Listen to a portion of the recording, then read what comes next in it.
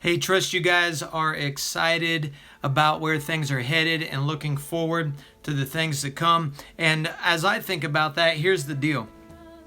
Most of the time when we are thinking about what needs to change or what needs to be different, we tend to look at that through the lens or through the viewpoint of the way things are not, so that we try to move them into what we think they need to be.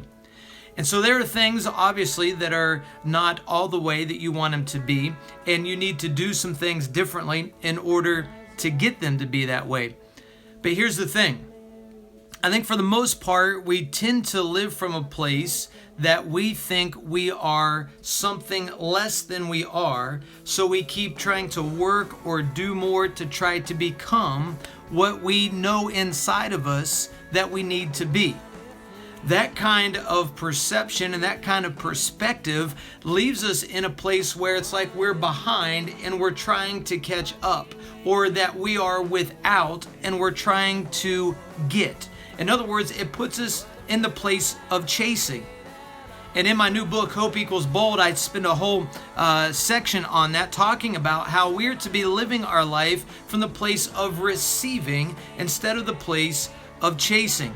And so when we're coming into a season like we're in right now, where we start looking at the future, where we start making some plans for the things that we want to do in the days and months ahead, we have to pause for a few minutes and begin to ask the important question: are we coming at that with the right kind of mindset? Are we stepping into that kind of thinking or those kind of plans, or what some might call those kind of resolutions? Are we looking at that through a lens of us lacking to where we have to do a bunch or do this or that to try to become? Or are we coming from the place of those who are in Christ, already a new creation, that would say to us that now we are not living from a place of trying to get to, we're actually should be living from the place that we already are, and that which we already are begins to emerge out of us and begin to manifest in the surroundings of everything that we touch and everything that we're involved with.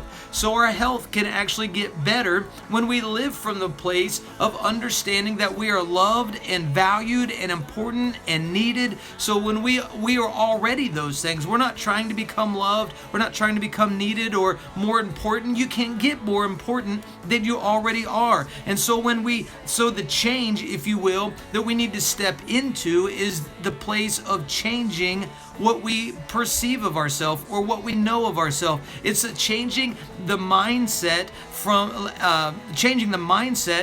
to go away from the idea that we are something less, trying to become something more, and we move into the place where we are those who are already, that we're living from who we already are, so that begins to manifest around us. When you understand how important and how valuable you are, it releases a surge within you to begin to make some better choices concerning diet or exercise or health or mentality or sleep or all of the things that might need to improve, if you will, or might need to change in the way you're doing life so that you can live more fully alive. The reality is that we need to be those who are living from the reality of who we are, and who you are is fully loved, fully important, fully embraced. You are someone who is so valuable that all of who God is manifested in a way to reveal the worth of who you are. When that becomes the mindset that you live from, you step into living fully alive. You step into the awareness of who you already are, and you begin to take steps out of that or move from that, instead of being back here and you think you need to be here, so you're trying to catch up. So I want to say to us in this moment, where we're looking at things that we want to be different in the days, weeks, and months ahead, that maybe the biggest difference that needs to happen right now for you that will affect your future is that you begin to embrace who you really are, your truest you, your true self, and begin to live from that and watch all of the patterns of your life adjust to that. If you can change, if you can step into the change of your thinking